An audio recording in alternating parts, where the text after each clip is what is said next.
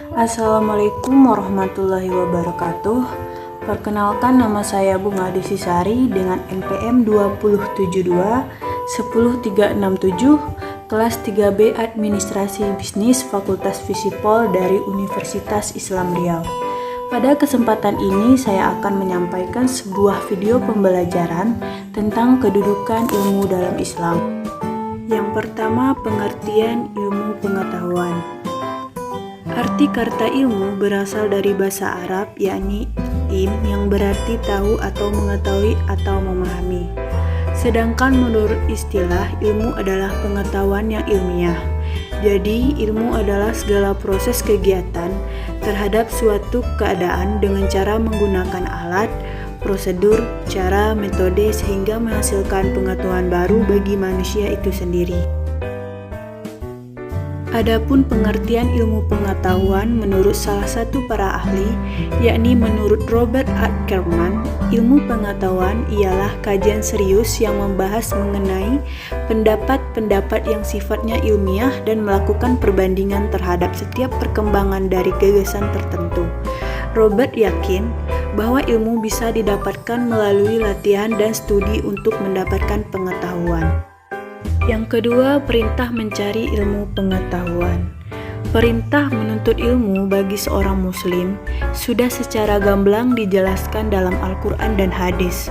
Hukumnya wajib bagi muslim, laki-laki maupun perempuan. Orang yang menuntut ilmu dianggap sederajat dengan pasukan yang berjihad.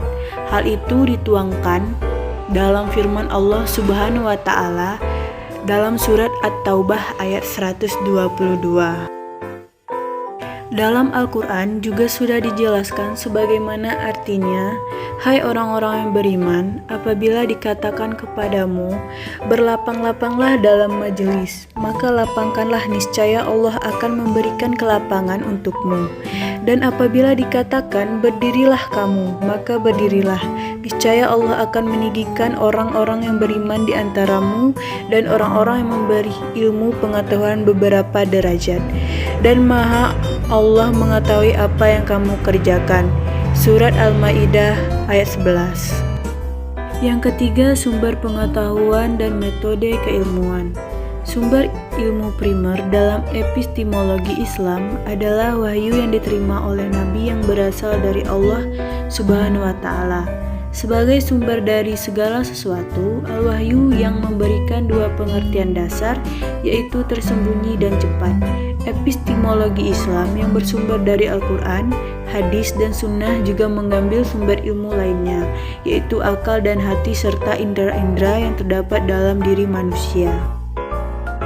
Dalam Al-Quran menyebutkan ayat yang menjelaskan metode yang dapat digunakan dalam pendidikan Islam, seperti dijelaskan dalam ayat berikut. Artinya, serulah manusia kepada jalan Tuhanmu dengan hikmah dan pembelajaran yang baik, dan batalah mereka dengan cara yang baik.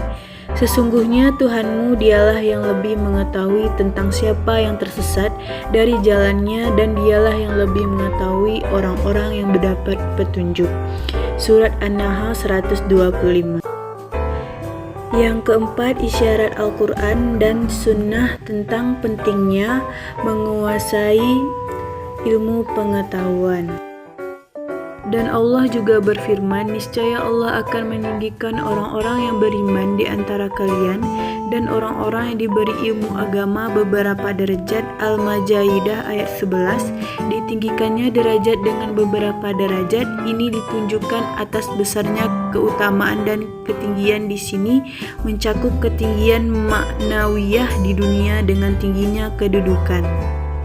Dan bagusnya suara, artinya dibicarakan orang dengan kebaikan, dan mencakup pula ketinggian hisyah yang dirasakan oleh tubuh dan panca indera. Di akhirat dengan tingginya kedudukan di jannah. Fathul Bairi 141.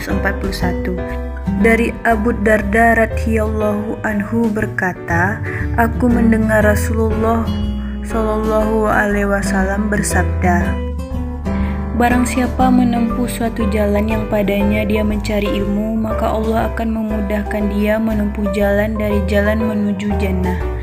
Dan sesungguhnya para malaikat benar-benar akan meletakkan sayap-sayap untuk penuntut ilmu, dan sesungguhnya seorang penuntut ilmu akan diminta ampun untuknya oleh makhluk-makhluk Allah yang di langit dan yang di bumi, sampai ikan yang ada di tengah lautan pun meminta ampun untuknya. Sekian yang bisa saya sampaikan dari video pembelajaran ini. Jika ada kesalahan, saya minta maaf. Akhir kata saya ucapkan Assalamualaikum warahmatullahi wabarakatuh.